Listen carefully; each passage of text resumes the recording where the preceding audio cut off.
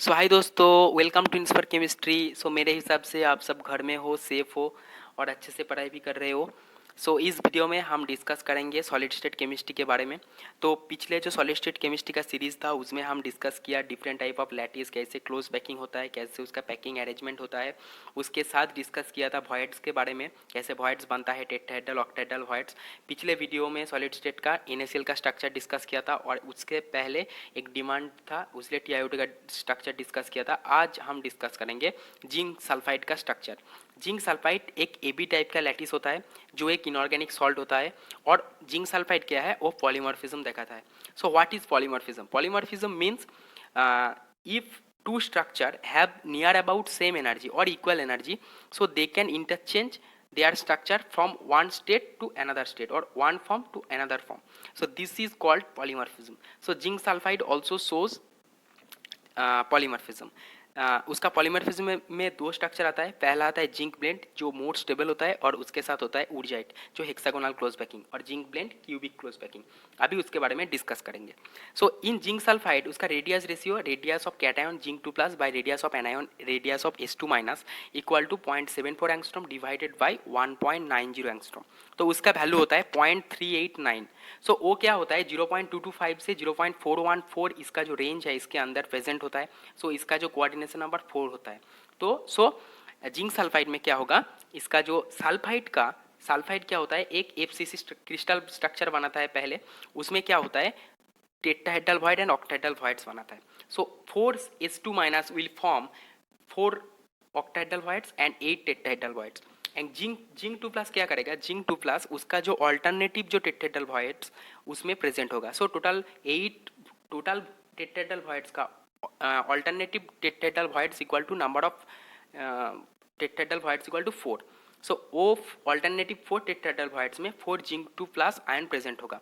सो इसका जो number of atoms per unit cell for zinc 2+ and S2- equal to 4:4। Okay, so 4:4 ratio में ये zinc sulphide present होता है।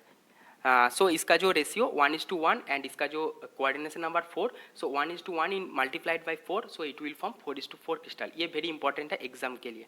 सो यहाँ पर देखो एक बड़ा सा क्यूबिक क्लोज पैकिंग 8 छोटा छोटा क्यूब में टूट जाता है। जैसे देखो 1 के बिहाइंड में 2, 2 का साइड में 4, 4 का फ्रंट में 3, 3 का लोअर पोजीशन में 7, 7 का बिहाइंड में 8, 8 का लेफ्ट साइड में 6, 6 का फ्रंट साइड में 5। So here total 8 cube present है। उसमें वो जो 8 क्यूब्स है वो 8 क्यूब्स का ऑल्टरनेटिव जो क्यूब्स है, मतलब 4 क्यूब्स में जिंक 2+ आयन मिडिल में प्रेजेंट होता है और वो टेट्राहेड्रली चारों S2- से बाइंड होता है। और उसका जो स्ट्रक्चर होता है वो CCP टाइप क्रिस्टल बनाता है। ओके, और CCP का जो एक यूनिट सेल FCC होता है वो पहले जो NaCl का वीडियो उसमें भी दिखाया। सो यहाँ पर देखो FCC तुम बोल भी सकते हो ये ZNS का स्ट्रक्चर CCP टाइप या फिर FCC टाइप। CCP टाइप बोलना ही अच्छा होगा क्योंकि zinc blende CCP type crystal बनाता है। अब हम डिस्कस करेंगे जिंक सल्फाइड का जो ओरिजिनल जो क्रिस्टल स्ट्रक्चर। ठीक है, तो ये तुम्हारा क्वेश्चन में पूछ सकता है एग्जाम में, इंटरव्यू में, जिंक सल्फाइड का ऑक्टाहेड्रल वॉइड, टेट्राहेड्रल वॉइड और उसका स्ट्रक्चर के बारे में। अब देखो इसका जो क्रिस्टल स्ट्रक्चर, तो यहाँ पर क्या है जो स्ट्रक्चर है, यहाँ पर देखो ग्रीन बॉल और ब्लू बॉल्स प्रेजेंट है। सो इसमें से जो ब्लू बॉल्स है वो जिंक 2+ को रिप्रेजेंट कर रहा है और ग्रीन बॉल S2- को। सो देखो S2- यहाँ पर FCC पहले एक FCC क्रिस्टल बना रहा है। उसमें जो 8 टेट्राहेड्रल वॉइड्स बन रहा है जो पहले दिखाया, 8 क्यूब्स में 8 टेट्राहेड्रल वॉइड्स बनेगा। सो 8 टेट्राहेड्रल वॉइड्स में उसका ऑल्टरनेटिवली जिंक 2+ प्रेजेंट होगा, मतलब 8 टेट्राहेड्रल वॉइड्स का ऑल्टरनेटिव।